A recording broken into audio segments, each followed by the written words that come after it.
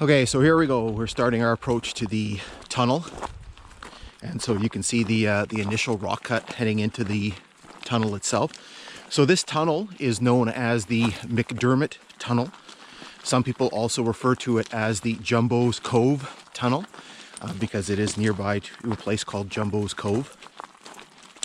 It is probably one of the, not probably, it is one of the, I guess, biggest features on this line. This and the Blend River Viaduct. The tunnel is one of the largest tunnels in Eastern Canada. It is 1,058 feet long.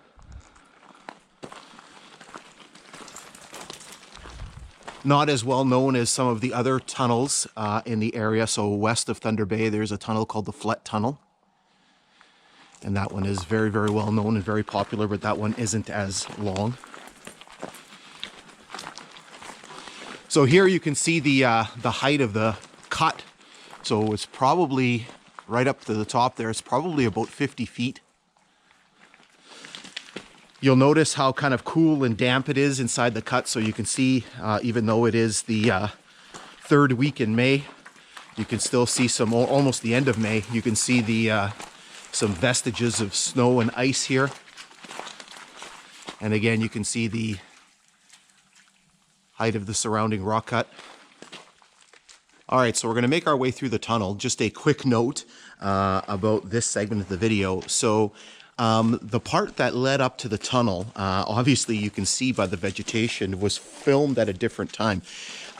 It was actually filmed last year. So it was filmed in May of 2021. And right now we're at the end of July in 2022.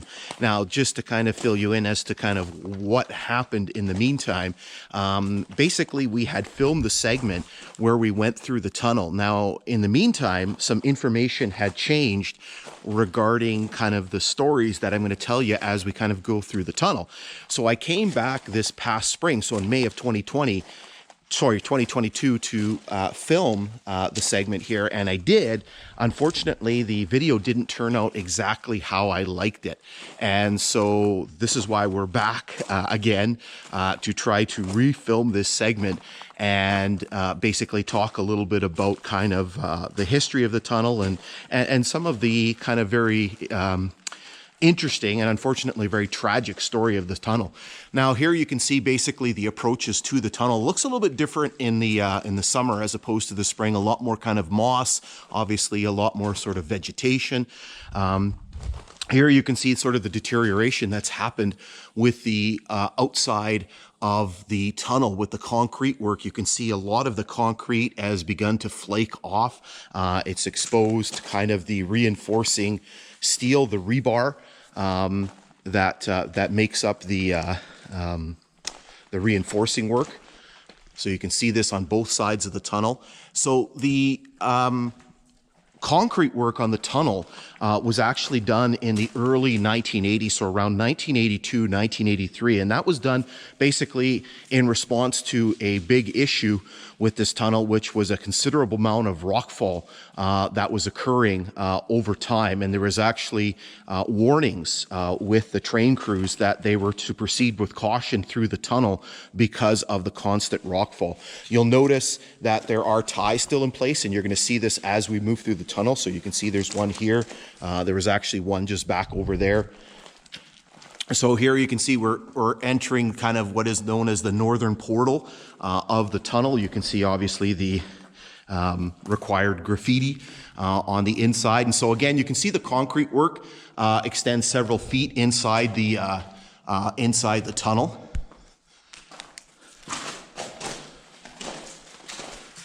Now, as I mentioned, I did have a story to tell you, and this is why we've had to refilm this segment on several occasions.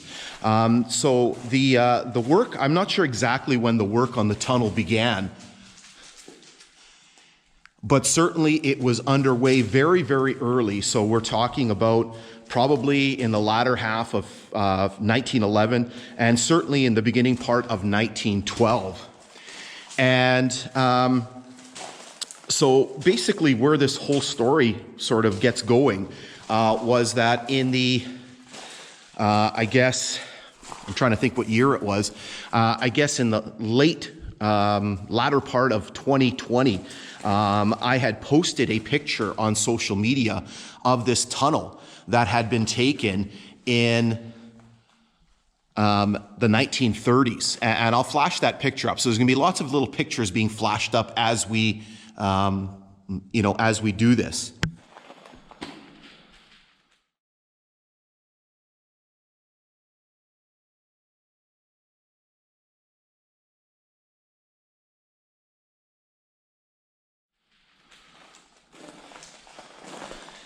So that picture prompted a response from a gentleman by the name of Gordon Laird. Now, Gordon, I'm assuming during the 1960s, had worked just to the south of the tunnel here, and you're going to see that the road that leads down to that facility in the next segment of the video. And so just to the south of the tunnel, there is was a former facility, a base belonging to at the time, the Department of Lands and Forests, which today is known as the Ministry of the Ministry of Natural Resources and Forests here in the province of Ontario. And anyway, so he had told me that while he was working there, he had heard a story that workers had been killed during the construction of this tunnel and had been buried nearby. And it sort of piqued my interest because I hadn't heard about that, and so I started doing some digging.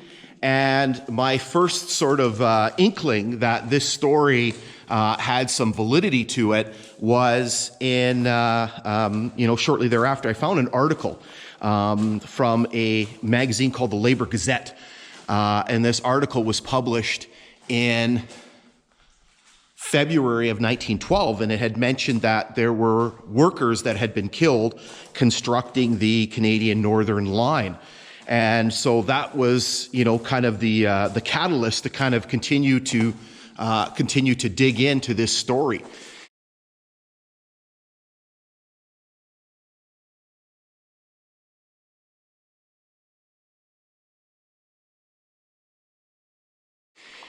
And so what ended up happening was, as I continued to dig, now I had a date, right? Basically January 1912. And so eventually what ended up happening was I came across an entry on the website of the Nipissing Museum, and sort of kudos to them for posting that information. And so basically the entry had listed the names of people who had been killed in the area during that time. And of course, there were some entries for January 1912. And so I found two names on there. And again, sort of gave me, some additional information. And in the meantime, I also found a couple of articles from Western Canadian newspapers that had mentioned an accident that had killed a couple of workers during the construction of this tunnel, and the facts didn't necessarily line up, and it seemed like there were some discrepancies in the story. So basically, from that Nipissing entry, I had two names. I had the name J. Ranto and O. Henderson. And from that, I was able to, again, go online. And here you can just see more of the tunnel. The ceiling has to be probably a good 30 feet, if not more, above our heads. You can see kind of the rough-hewn appearance. You can kind of see a little bit of the issue here. The rock doesn't necessarily, it looks very layered, maybe not necessarily super stable. Again, you can see the ties that are still in here. Some of the ties still have spikes in them. Makes it a little more challenging to kind of walk.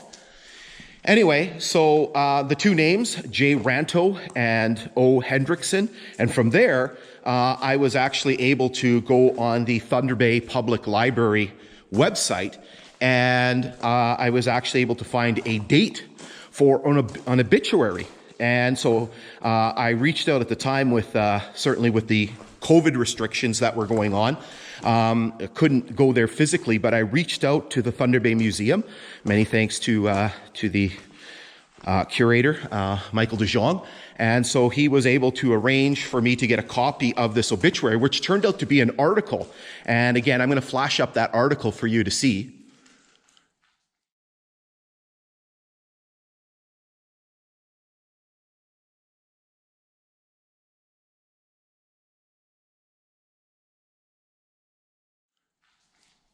And so basically the article talked about the fact that these two workers, and it did list their names, had been killed on the construction of the line north of Nipigon. Now, what was confusing about that was in the article, it actually mentioned that the incident had happened 14 miles north of Nipigon.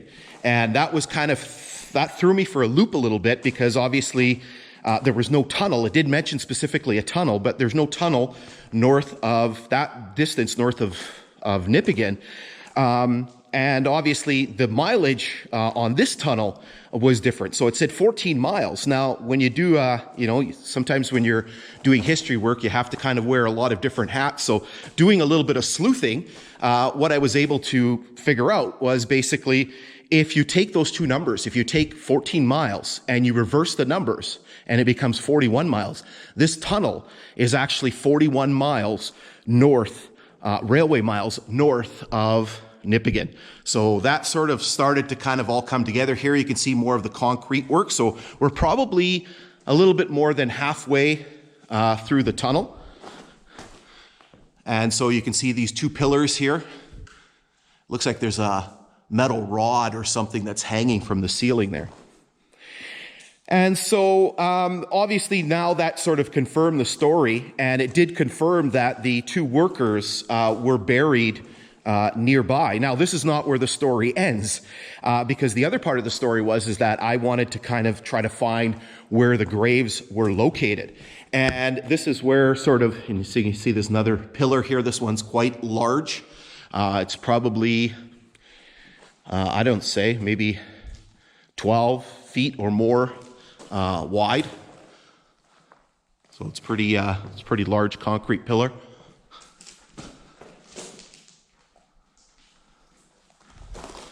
And so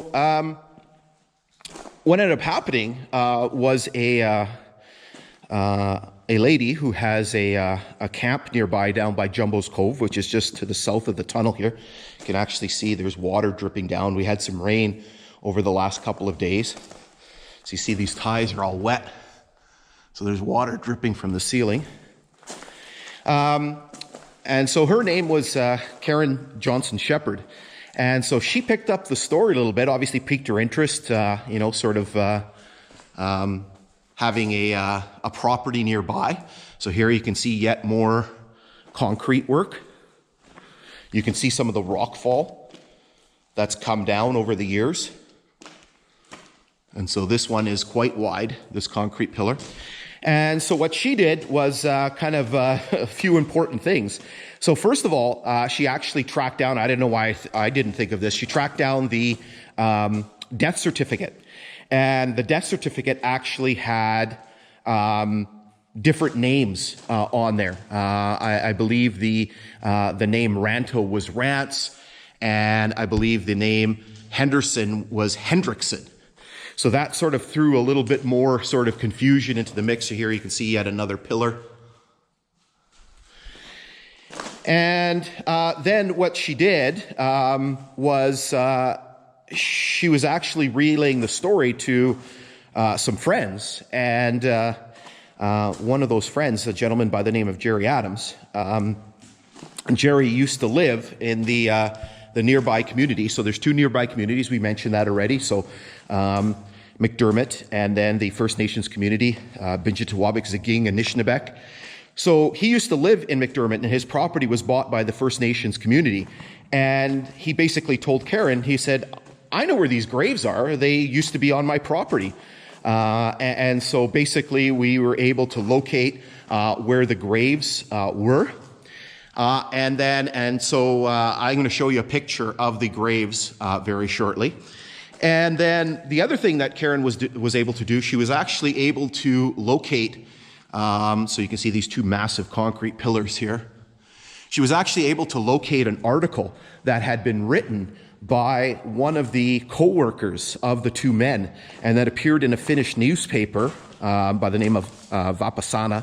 I don't know if I'm saying that properly, in February of 1912. And I had that article translated, so many thanks to fellow historian Harold Ellenin, who translated the article for me. And basically, the article essentially described the events from somebody who was actually there, and relayed the unfortunate, very horrific outcome. So what had happened was that they were essentially, and you can read this on my website. So if you click on the link in the description, you'll be able to go to my website and read this. So essentially they had been doing some blasting, obviously, to create this tunnel. And what had happened was that there was, they had to drill additional holes for more charges. And unfortunately, they drilled into an unexploded charge. And so there was a group of men that were performing this task, and the charge went off. And apparently, Ranto, and we'll talk about his name more in a second here, he basically was sort of in charge of the group. And so he and Hendrickson basically took the full brunt of the explosion. Their injuries were quite horrific. I'm not going to describe them in here, but they were just absolutely brutal injuries. They were quite badly disfigured by the explosion. You can read that on the translation on my website. Anyway, so that was very, very helpful, that article. Now, what the article also did was, and I'll pause here for a second, I'm going to show you, there's a lot more concrete work here as we approach the southern end of the tunnel. So you can see all of this sort of massive concrete on both sides. You can see that there's a big sort of arch up the middle. You'll notice, and hopefully you can see that on the camera, you can see there's all kinds of rebar, metal bars sticking out the side of the concrete work. You can see it here on the side. And then over here on this side as well. So you can see all those metal bars sticking out. And so that suggests to me that the plan was to do more concrete work, right? So that they were going to extend this arch further up and basically encase all of this and continue the concrete work back this way. So anyway, so in this article, and again, thanks for Karen for uncovering it, it basically gives more information about the names of these individuals.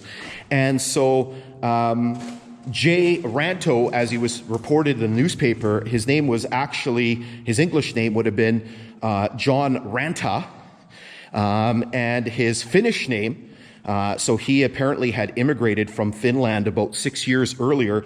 His real name, now I will try to pronounce it in Finnish, please excuse my translation. So his Finnish name would have been Juho Kivaranta, or Kivaranta. That's what his name would have translated into in Finnish. So here you can see the sort of southern side of this arched portion here. And again, with all of the reinforcing steel sticking out. And so that would have, again, probably connected with these sections that are over here. So we had John Ranta, Juho Kivaranta, and then Henderson, or Hendrickson, his name was Oscar Hendrickson. And we think that that wasn't his proper name. Over here you can actually see some drill marks. I don't know if those were old or if these were more recent. So you can actually see the drill marks. And so now, in terms of the graves, so the graves are located nearby, back again in what at the time was Macdiarmid, and now is part of the of Biinjitiwaabik Zaaging Anishinaabek. And at the time, it was part of a construction camp. And I'm hoping someday to go down and visit the graves. But I'll flash the headstone up. So they put a headstone on there, and you'll notice that the names on there are J. Granta, and you can see his dates on there. And then the other one is kind of interesting because it doesn't say Oskari Hendrickson. It says O. Salo. And so I know Karen does a lot of genealogy work, and she believes that Oskari Hendrickson's real name might have been Oskari Suisalo. Again, I don't know if I'm pronouncing that properly. So here you can see, looking back, you can see the ties. You get a really nice view of the arches and the concrete work that were done in here. So here you can see yet more concrete work. Now, unfortunately, this was not the end of the story. And so those two men were killed on the 16th of January, 1912. 2 weeks later, I believe on the 31st of January, and again, you'll be able to find this article on my website, there was another man that was killed during construction, a man by the name of Peter Rice. And he was killed by a falling piece of rock. He was struck in the head and killed by a falling piece of rock. And that occurred, again, on I believe the 31st of January. Now, unfortunately, because of whatever logistical issues, they basically had to keep his body around until February. And then the article basically talks about how in the latter part of February, his body was transported to Port Arthur and then eventually transported to Duluth, Minnesota, so just to the south of what was then Port Arthur, and basically his body was claimed, and his name was Peter Rice. And so, as far as we are aware, there were 3 workers that were killed, unfortunately, during the construction of this tunnel.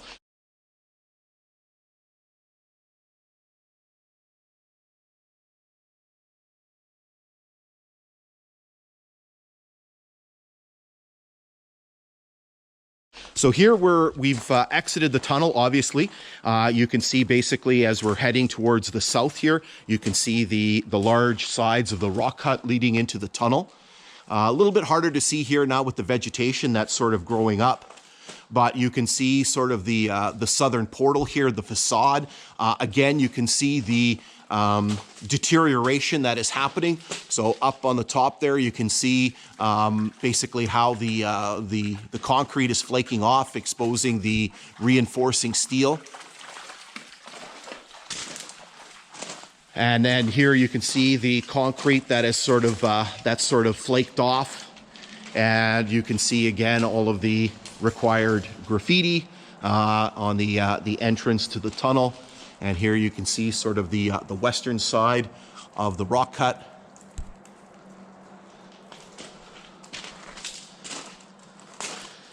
All right, so this sort of brings us to the end of this segment. And so hopefully you've enjoyed the exploration of the tunnel. It's certainly one of the more interesting features on this railway line. It's very, very neat to see. Hopefully you've enjoyed, well, maybe not enjoyed, but certainly it's provided some detail and some history to this tunnel with the story of with the men that were killed in constructing the tunnel. Again, if you want to get more information, you can visit my website. Again, the link is in the description, and you're going to find the articles, some of the ones that I mentioned and showed in the video. And then you're going to be able to basically read through those articles. You're going to be able to read the translation of the Vipassana article and basically read a little bit more about sort of what transpired in here. Okay, so what we're going to do is we're going to pause, and then we are going to resume our journey, which was filmed in the springtime, so it's going to look a little bit different as you head towards the south, but it will basically lead us further south towards the Pastagani River.